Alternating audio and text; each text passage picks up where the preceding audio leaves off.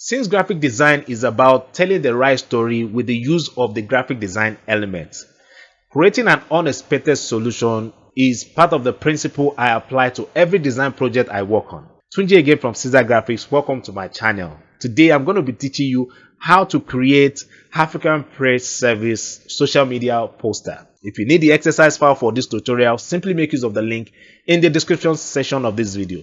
And what you're going to be learning in this tutorial is how to create depth and how to use curve to make your color pop and blend it with every other color on your design project. I'm sure you're going to enjoy this tutorial. So sit back, relax, and keep watching.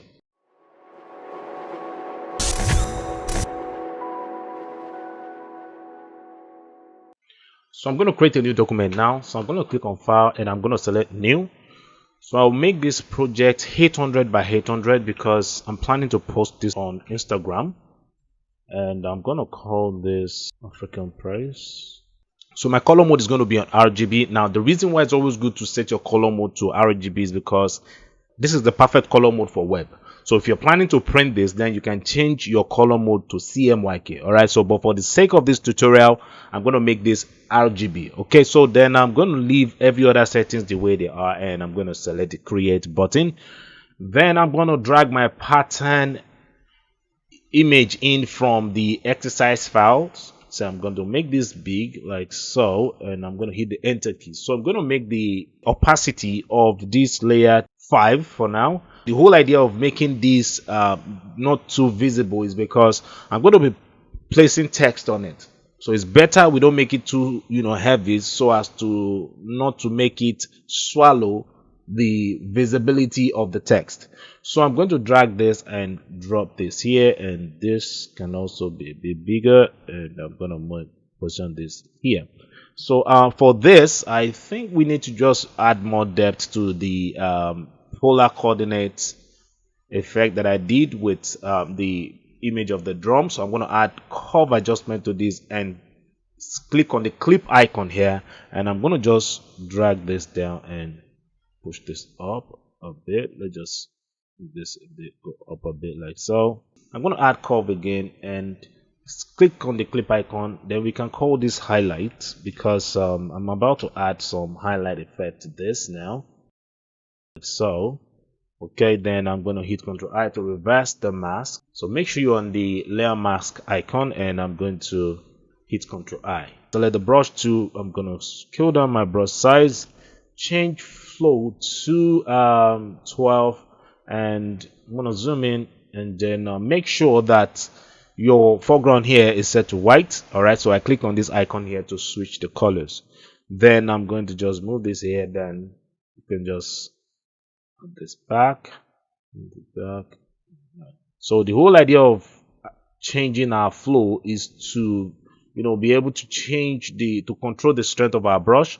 So I'm just going to add this back here. I'm going to do the same thing here. So we can go back here now, go to the property tab and just dial this up like so. Now this is beautiful. All right. So then let's just make it, add more of this a bit. This is good. So I'm going to drag the drum and like so, and I'm going to make this a bit bigger, and this should be. So what we're going to do now is to add depth to the drum, because if you look at the drum here, you see we have this light effect on both edges of the drum. So we need to take that out so as to help the look of our project. So then I'm going to create a new layer and just call this depth. All right, I'm gonna call this depth and then click on the OK button. Now I'm going to position my mouse in between the drum layer and the depth layer till I see this arrow facing down with the white box, and I'm going to click. All right, now we have the depth layer inside the drum. So then I'm going to select the brush tool and make sure that I sample a color from this side of my project and change the blend mode of the depth layer to multiply. All right, then I'm going to zoom in. So let's just apply that here, and I'm going to do the same thing here and here, like so. Right now, this is looking more like it. Okay, so then I'm going to create a new layer again and just call this dark glow. All right, actually black doesn't glow, so I'm just going to say dark brush. So then I'm going to select the brush tool, and now this time I'm just going to increase my brush size. All right, and I'm going to gently apply the brush here. Now I'm going to turn my flow back to let's say 80. Let's make it 80. All right. Okay, then I'm going to apply my brush here like so, and I'm going to do that here. Okay, then I'm going to make a copy of this, and this should be behind the layer of the drum, and this should extend out a bit. Now you know what we're going to do. I'm going to hold on Alt and position my mouse in between the dark brush copy layer and the highlight layer to clip this inside the polar chord layer. So then anything I do now is not going to go outside of the polar chord layer. All right, so I'm going to apply shadow to this. Shadow to this. Now the whole idea of doing this now is because I'm going to be adding some elements here, and I want those elements to be visible. That's the reason why I'm applying this here now, right? So I'm going to just apply this here, apply this here. So for this, all right, I'm going to just make this good and then apply this here, because we need to have this that shiny, look here, so as to just make the project look more interesting. All right, so then I already created the African map for you guys, so I'm going to go straight to Illustrator now and copy that and paste to my project here. So this is it right here. So I'm going to start with this. I'm going to copy this and I'll go back to Photoshop and paste it. So make sure that when you have this dialog box on your screen, make sure you select shape layer. Right now the idea of choosing the shape layer is so as to be able to change the color of our object here in Photoshop. So I'm going to select the OK button now, and this should be outside of the dark brush layer. So I'm going to move that here, then I'm going to position this here, and I'm going to activate the fill transform and just make this go a bit smaller, and this should be, and I'm going to select the enter key. I'm going to drag my paper image in here now and hit the enter key, then position my mouse in between the paper layer and the shape layer and clip it inside the map of Africa here. Now if you look at the color of my paper here, you see it's different from the colors on the project. We need to make this blend with the color on our project. So I'm going to activate curve adjustment here, and I'm going to say clip this to just only the African map. All right, then I'm going to start with green here, because the opposite of red here is cyan, and the opposite of green here is magenta, and the opposite of blue here is yellow. So I'm going to start with green to add a bit of magenta to this. So I'm going to just drag this down like so. All right, now you see we're beginning to have that look of my drum here. Now I'm going to go to my red here and just add red to this. All right, now this is okay. Then I'm going to go straight to the paper layer and activate levels adjustment, because we need to make this more brighter so as to separate it from the color on the drum. All right, so I'm going to just go straight here and make this brighter like so. Then we can go back here and add more magenta to this. All right, add more magenta to it, and we can even add red again to it like so. So let's add yellow. All right, now the yellow should not be too much. Let's just make it just a little yellow like so. This is exactly what I'm looking for. So then I'm going to go back to Illustrator and just copy the title, then go back to Photoshop and paste it. So I'm still going to use the same option, hit the enter key, and I'll activate the free transform on this. Then I'll make this go down like so, and I'll right click on this and select skew, and this should go up here like so. Now the reason why I always do this on some of my artwork is when the artwork is talking about font, because another way you can tell story on your design project is through playing with type. All right, so I always use type most time to depict that font look on my project. So then I'm going to just push this up a bit more and just hit the enter key, and I'm going to drag this down. Then I'm going to make a copy of this.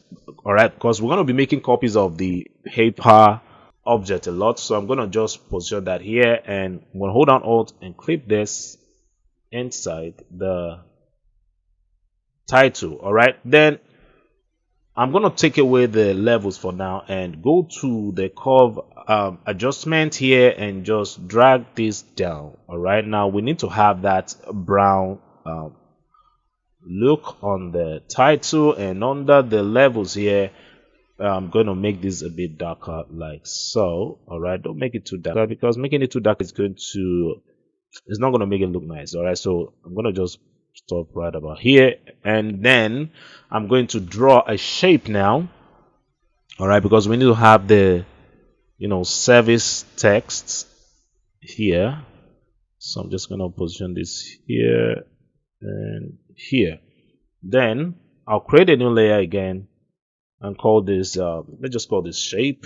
So I'm going to fill this layer with the color of my foreground by holding down Alt and backspace, and then I'm going to hit Ctrl D to take away the marquee. All right, then I'm going to make a copy of this again by hitting Ctrl J, and this should be above the shape layer. So but for this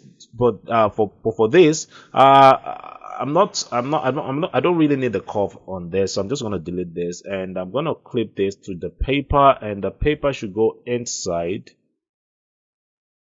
the shape layer. Now this is not okay at all, so we are going to activate the black and white adjustment, and then click on the clip icon, because I don't want this to affect anything on the project but just only the paper of the shape layer. All right, so I'm going to just move this out here like so, and just drag this out here, and move this here like so. Now the whole idea of using this the same paper is because I want to still have that texture on my shape. All right, so then let's just change the position of the paper so as to have another feel of the texture.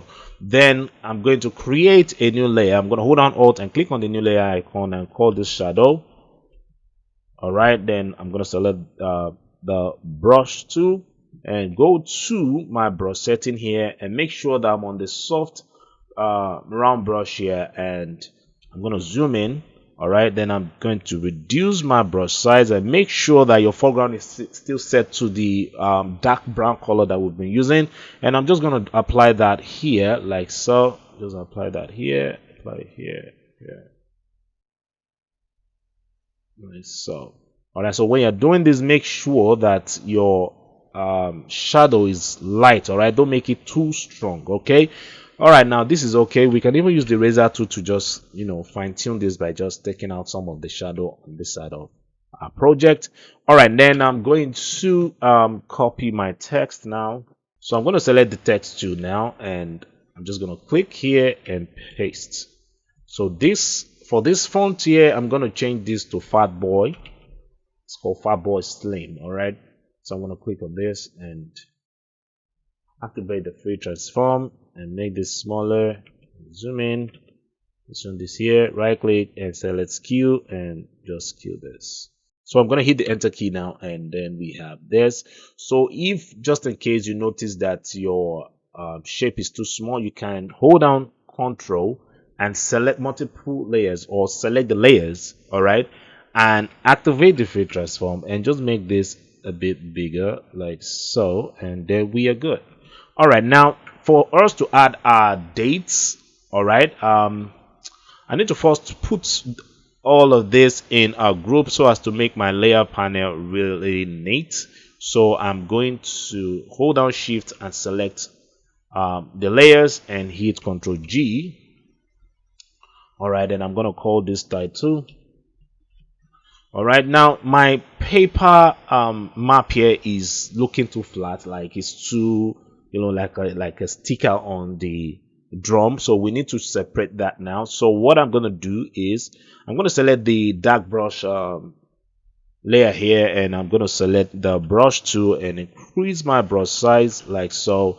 And so because I don't want this to go outside of the shape of the drum, I'm going to hold down Control and click on the thumbnail of the drum to create a marquee shape of the drum, and make sure you're on the dark brush layer. And then I'm just gonna apply the brush like so. All right, now this is okay now, so I'm going to hit Ctrl D to take away the marquee, and this is what we have.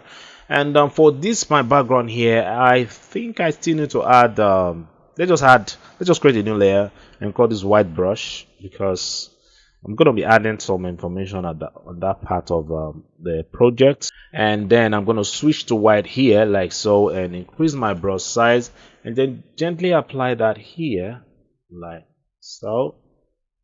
All right, when you're doing this, please, you need to be careful not to make it too strong. So I'm going to reduce the opacity of the white brush layer a bit, and then we have this. All right, now I'm going to I'm going to click on the title group folder here, and I'm going to create a new layer, and I'm going to call this shape again. Just call this shape. All right, then I'm going to select the lasso tool here, and I'm going to click here and click here, yeah. Now, so for those of you wondering, okay, Caesar, how come your shapes here are not too perfect? So I'm still trying to, follow the flow of the look of my map here, because the shape is not perfect. So it's always good to, create what I call unity when working on, design project. So I'm going to just hold down shift and add another marquee here, because I noticed that shape is too small for what I want to put there. All right, this is good. So then I'm going to hold down Alt and backspace to apply the color of my foreground to the shape, and I'm going to open the group folder of the title, and I'm going to make a copy of this here. All right, then I'm going to drag this out, close this, and then hold down Alt and clip this inside the shape. Clip this inside the shape, and I'm going to do the same thing to the other layers. All right, then for this, I'm going to just move this down here like so. And so for this, what I'm going to do is I'm going to activate everything here, and for my curve here, I'll go to the property tab. So if you can't find your property tab, simply go to Windows and activate properties here, right? So I'm going to move this up a bit. All right, should go up a bit like so. And then for my levels here, I'm just gonna make that a bit brighter like so. Now notice something here. I did not go outside of the colors I have on my project. All right, now these are simple tricks that I apply to my design project. I always make it look unique and successful. So I'm going to move this somewhere here like so, and then I'm going to copy the time. All right, so I'll paste that here, and I'm going to use Helvetica.